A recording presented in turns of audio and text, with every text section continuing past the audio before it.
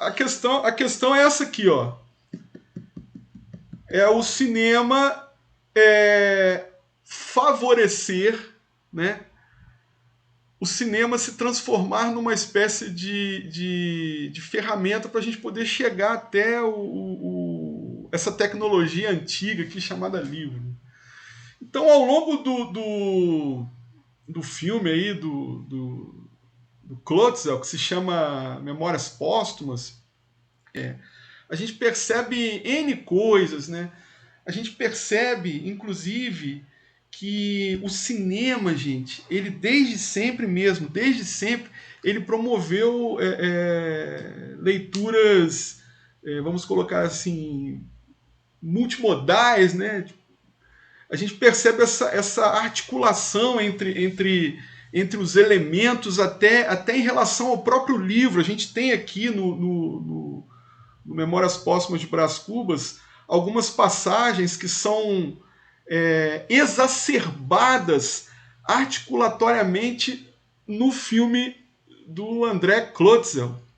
E também reatualizadas, se a gente for parar para pensar, num estilo assim muito correlacionado com o do Luiz Fernando de Carvalho, né? Esta cena final que eu coloquei para vocês aí, daquele pessoal nu e tudo mais, isso é uma coisa que o Machado ele muito provavelmente deve ter pensado, mas isso seria algo que ele jogasse no colo do leitor, né?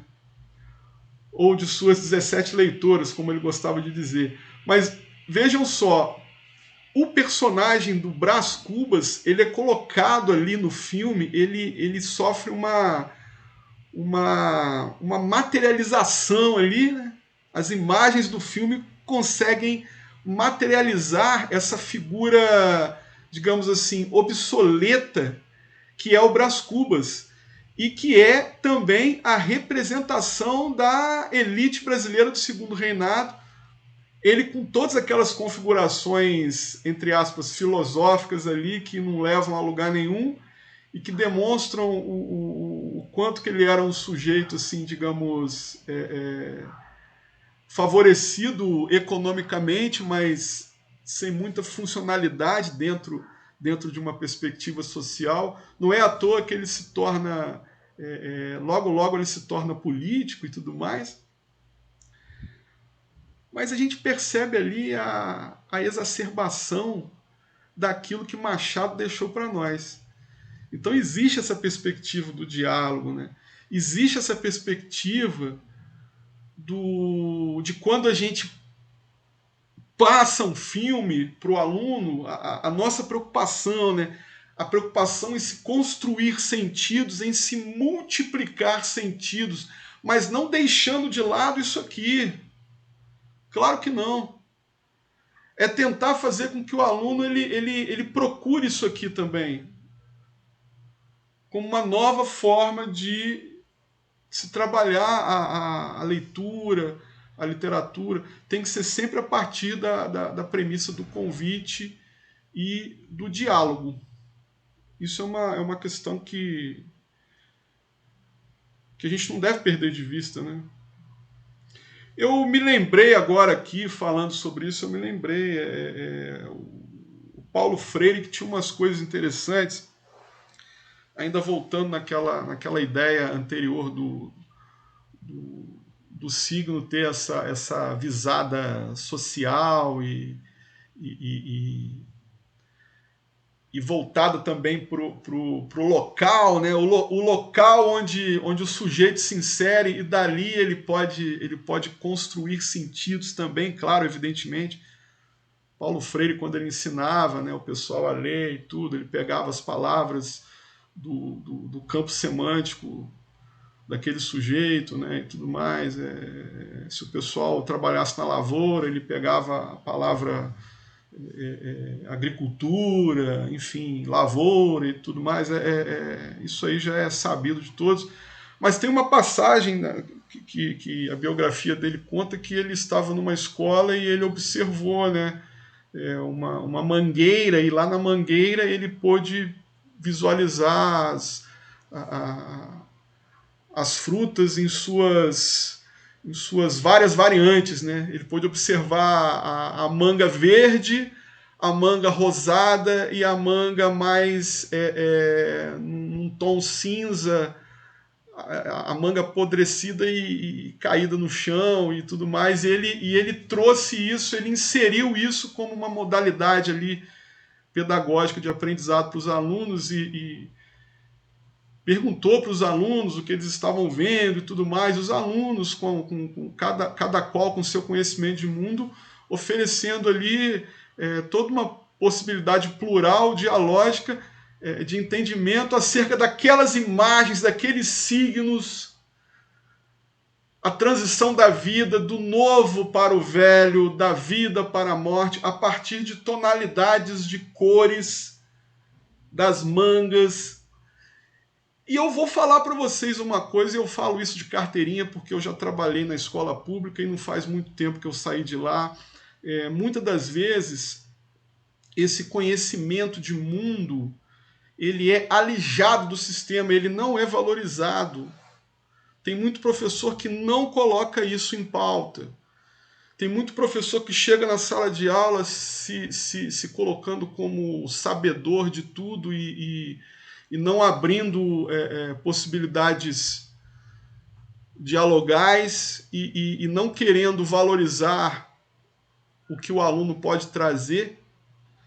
Tudo bem, vocês podem pensar, professor, essa sua fala é meio utópica, que no ambiente da sala de aula é uma coisa louca, os alunos hoje em dia são muito complexos, tem muita bagunça envolvida, muita indisciplina e tudo mais. Sim, tem. Mas temos de aprender a lidar com todos esses sinais, com todos esses pormenores que podem evidenciar coisas também dos próprios alunos. O exemplo que a nossa colega aí, ao perguntar da menina que me questionou sobre a morte dos atores no Pássaro Azul, isso poderia ter sido melhor utilizado por mim. Sim, poderia ter sido melhor utilizado. E à época eu não tive essa sensibilidade, mas talvez hoje eu tivesse. Ou seja, somos seres em construção. E a gente tem sempre que levar isso para a sala de aula. Isso tem sempre que ser valorizado em sala de aula. A possibilidade dialogal. Você propor isso para os alunos de uma maneira, sei lá, eu quando trabalhava no ensino fundamental, eu costumava levar os alunos para a biblioteca. Eu levava os alunos, eu tirava os alunos da sala de aula, do ambiente da sala de aula, levava os alunos para a biblioteca, porque eu achava interessante os alunos ali envolvidos com todas aquelas imagens, com toda aquela pluralidade sígnica. A ideia de biblioteca, para muitos, é um paraíso. Borges, né? Citando Borges aqui, para muitos pode ser um dilema, mas esse dilema pode ser ressignificado também. Você pode trazer a biblioteca para perto do aluno. Então, as minhas experiências sempre foram interessantes nesse sentido.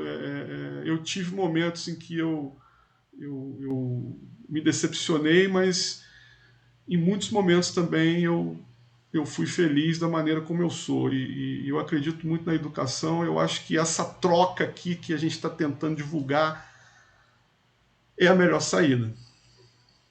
Enfim. Aí uma coisa que voltando aqui, né, para finalizar, voltando pro André Klotzel, uma questão, né, que a gente pode pensar também aí envolvendo o cinema e a literatura, essa constante convergência. Eu anotei aqui, né, um problema que a gente verifica muito é o fato de que muitas das vezes o roteirista ele só transpõe a obra pro filme, né? Ele pega aquela obra que está ali, ele tenta fazer uma transposição. Isso é algo que não oferece muita coisa, né? O interessante é quando o filme ele é tipo o Capitu aí, a série que as meninas mencionaram, ou quando ele é o Brás Cubas, ou quando ele é Os Pássaros do Hitchcock, ou quando ele é o Ladrões de Bicicleta. Ou seja, são filmes abertos, filmes plurais, em que existe uma preocupação com essa sintonia entre o signo escrito e o signo imagético. Isso numa espécie de construção de uma percepção vertiginosa. Eu acho que, pensando muito em Walter Benjamin agora para falar isso, essa percepção vertiginosa que se estabelece, que nos causa uma vertigem, mas que, junto a ela, nos tira do lugar comum. Eu acho que o recado é esse, né? O que a gente tem que falar é sempre isso, e a promoção, né? De novas experiências, de novas possibilidades. Eu gostaria de encerrar, então, com uma cena clássica aqui do cinema mudo, que eu acho que todo mundo já deve ter visto, e vale muito a pena a gente celebrar isso, porque é aquilo, né? É um filme tão antigo, mas tão presente. Deixa eu colocar para vocês aqui.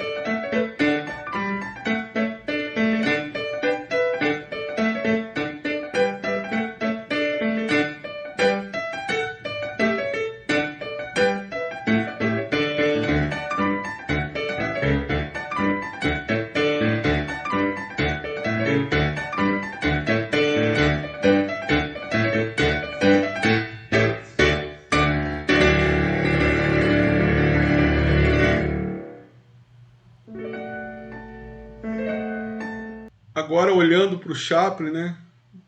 Uma cena tão antiga aí, que está no filme dele Em Busca do Ouro, década de 20. Eu fico pensando assim, nos elementos articulatórios aí de que nos fala a Eni Orlandi. Ele ali, né, o personagem do vagabundo, o personagem, né, o Carlitos, nós consagramos aí o Carlitos como o nome, né, Carlitos é muito carinhoso, é muito melhor do que The Tramp, o vagabundo.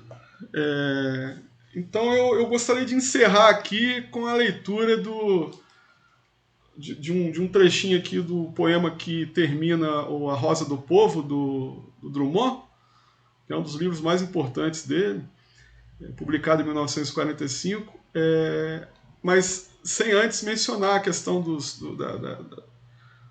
das articulações. Ali o personagem, né, o Carlitos, ele transformou uma realidade a partir daquilo que ele tinha em mãos, né? Ele pegou os pãezinhos ali e tornou aquela realidade aparentemente sem graça e crua, ele tornou aquilo palatável e sensível, e transformador e marcante. Ele fez aquilo ali para aquelas moças da mesa e para todos nós espectadores, ele dialogando com a gente ali, ensinando para a gente como que a gente pode transformar muitas das vezes uma situação assim difícil, né, como é o ambiente de uma sala de aula, a gente pode transformar isso numa coisa sensível e bonita e que gere frutos, né? Então é um ensinamento que a gente pode extrair aí do final. Do final não, porque essa cena não se encontra no final, mas enfim, Em Busca do Ouro é um filme marcante, inclusive é o filme que ele mais mas gostava. Ele até uma vez ele declarou, né, que se tivesse que ser lembrado seria pelo Em Busca do Ouro. Aí o nosso Drummond, ele vai, né, e ele faz uma homenagem aqui para o Carlitos. Eu gostaria de encerrar com a leitura aqui do poema. O finalzinho do poema, bem curtinho, ele diz assim: foi bom que te calasses. Meditavas na sombra das chaves, das correntes, das roupas riscadas, das cercas de arame. Juntavas palavras duras, pedras, cimento, bombas, invectivas. Anotavas com lápis secreto a morte de 1000, a boca sangrenta de 1000, os braços cruzados de 1000. E nada dizias. E um bolo, um engulho formando-se, e as palavras subindo. Ó palavras desmoralizadas, entretanto salvas, ditas de novo. Poder da voz humana inventando novos vocábulos e dando sopro aos exaustos. Dignidade da boca aberta em ira justa e amor profundo. Crispação do ser humano, árvore irritada contra a miséria e a fúria dos ditadores. Ó Carlito, meu e nosso amigo, teus sapatos e teu bigode caminham numa estrada de pó e esperança. Gente, este poema, então, ele possui inúmeras possibilidades de ressignificação. Podemos trazê-lo para os dias atuais. Podemos pensar na questão dos signos em constante transformação e diálogo. E podemos pensar na potência que é o cinema e na potência que é a literatura, em tudo junto, misturado, imbricado, e naquilo que podemos fazer de positivamente, de producente com tudo isso para os nossos alunos de hoje e do futuro. Eu espero que vocês tenham gostado do mini curso. A gente está aqui se aproximando, falta 1 minuto para acabar. E é essa a mensagem que eu tenho para deixar para vocês. Muito obrigado.